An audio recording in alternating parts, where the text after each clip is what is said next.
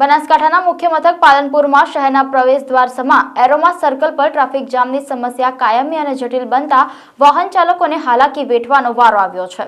છેલ્લા 15 વર્ષથી પાલનપુરના એરોમા સર્કલની ટ્રાફિકની સમસ્યા છે। એરોમા સર્કલ પર એટલી હદે ટ્રાફિક જામ થાય છે, એક કલાક સુધી ટ્રાફિક જામની પરિસ્થિતિમાં ફસાઈ લેવું પડે તેવી પરિસ્થિતિ સર્જાઈ છે। જો કે આ સમસ્યા જોતા એરોમા સર્કલને તોડી અને નાનું કરવાનો નિર્ણય લેવામાં આવ્યો। એરોમા સર્કલની આસપાસ રસ્તા પહોળો કરવાનો નિર્ણય લેવામાં આવ્યો હતો, પરંતુ લોકસભાની ચૂંટણીના 3 માસ અગાઉ કામ શરૂ કર્યું અને વચન આપ્યા કે લોકસભાની ચૂંટણી સુધીમાં આ કામ પૂરું થઈ જશે, પરંતુ જે સર્કલ તોડી નાખ્યું તેને નાનું કરવાની કામગીરી હજુ સુધી હાથ ધરાઈ નથી। પાલનપુર જિલ્લાનો પ્રશ્ન કહી શકાય એવો એરોમા સર્કલ ટ્રાફિકનો પ્રશ્ન છેલ્લા 10 વર્ષથી છે, પણ અત્યારે ખૂબ ગંભીર પ્રશ્ન બન્યો છે। આખું શહેર આનાથી પરેશાન છે, દરેક વ્યક્તિ, બાળકો બી પરેશાન છે અને વાલીઓ બી પરેશાન છે।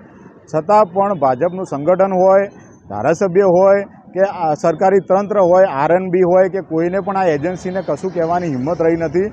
એજન્સી આટલું સામાન્ય કામ, ડામર પાથરવાનું કામ બાકી છે, છતાં પણ 1.5-2 મહિનાથી કામ પૂર્ણ કરતી નથી, જેના કારણે અત્યારે ખરી ગરમીમાં 42 ડિગ્રી ગરમીમાં લોકો હેરાન થઈ રહ્યા છે।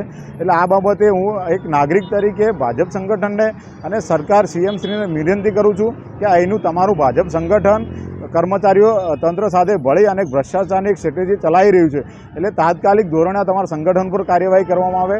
નગરપાલિકાના કોર્પોરેટરો હોય, બધા લોકો હળી મળી અને પૈસા કમાવાની સ્ટ્રેટેજી બનાવી રહ્યા છે। લોકોના પ્રશ્નો સાથે કોઈને પડી નથી, એટલે જેમ લોકસભામાં તમને લપડાક મારી એમ આવનારી નગરપાલિકામાં લપડાક તમારે લેવી હોય તો કામ ના કરતા। બાકી હવે પાલનપુરની જનતા ત્રાસી ગઈ છે, એટલે ભાજપ સંગઠન અને સરકારે આ પાલનપુરના લોકો, તમારા હોદ્દેદારો વિશે વિચારી અને કાર્યવાહી કરી અને આ ભ્રષ્ટ તમારું સંગઠન અને નગરપાલિકાના કોર્પોરેટર પર કામ કરવામાં આવે અને આરએમબીને સખત સૂચના આપવામાં આવે કે એજન્સીના હળી મળીને કામ કરવા કરતાં પ્રોપર કામ થાય, ગુણવત્તાયુક્ત કામ થાય। એ બાબતે અમે શહેરીજનો વિનંતી કરીએ છીએ।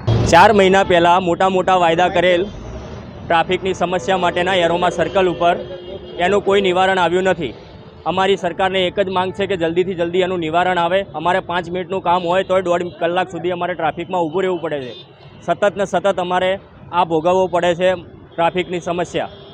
પછી બીજી વસ્તુ એ છે કે સ્કૂલથી છૂટતા બાળકો 5 વાગે છૂટે તો 6:30 વાગે ઘરે પહોંચે છે ટ્રાફિકના કારણે। સરકારને વિનંતી કે આનું નિવારણ કરવા માટે પ્રયાસ કરે। કોંગ્રેસના આક્ષેપો છે કે જાણી જોઈને વહીવટી તંત્ર દ્વારા એરોમા સર્કલનું કામ નથી કરતું અને જેના કારણે પ્રજા પીસાઈ રહી છે।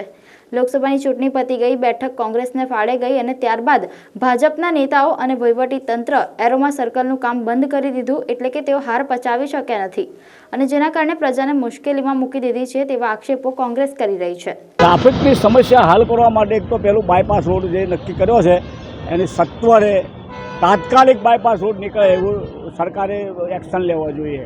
જો ન નીકળે અને જે અત્યારે હાલ જે કામગીરી ચાલી રહી છે થોડીક એને ક્વિક બનાવવાની જરૂર છે, એને ઝડપી કામગીરી કરવા માટે કોન્ટ્રાક્ટરને કહેવાની જરૂર છે કે એને કોન્ટ્રાક્ટરને આટલું બધું કામ મૂકવામાં આવ્યું છે તો એના પેટા કોન્ટ્રાક્ટરને અથવા કોઈને આપી અને એને થોડું પુશ કરવાની જરૂર છે, જેથી તાત્કાલિક ધોરણે થાય તો લોકોના મુશ્કેલીઓનો સામનો ઓછો કરવો પડે।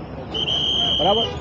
પાલનપુરના ધારાસભ્યનું એક જ રટણ છે કે વરસાદની સિઝન છે એટલે કામ બંધ કરી દીધું છે, પરંતુ કામ લોકસભાની ચૂંટણી પતી ગયા બાદ તરત જ આ કામ બંધ થઈ ગયું હતું। જોકે ધારાસભ્ય આ બાબતે વહીવટી તંત્રને સૂચના આપી હોવાનું જણાવી રહ્યા છે, પરંતુ કોંગ્રેસના આક્ષેપો જોતા પ્રજાને હજુ પણ વધુ ટ્રાફિકની સમસ્યાનો સામનો કરવો પડશે અને હજુ પણ વધુ મુશ્કેલીઓ ભોગવવી પડશે તેમ તેઓએ જણાવ્યું હતું। એ 100% વાત છે કે ખૂબ મોટી જરૂરિયાત છે કે કામ ઝડપથી શરૂ થાય અને માટે વિભાગને સૂચના પણ આપી દીધી છે, પરંતુ વરસાદના કારણે થોડો ટાઈમ કામ બંધ છે। જેવું ઉઘડતું નીકળશે એવું તરત જ કામ શરૂ થશે એવી વાત છે અને આખું એરોમા સર્કલ ખૂબ ઝડપથી ચાલુ કાર્યરત થાય પૂર્ણ રીતે એ ખૂબ જ જરૂરી છે। ઇલેક્શન પહેલાં કામ ચાલુ જ હતું, વરસાદની શરૂઆત થઈ એટલે એનું જે રોડનું ડામરનું ને એ બધું કામ હોય તો એવી તો કોઈ કામ બંધ કરવામાં આવ્યું એવું કોઈ વિષય નથી।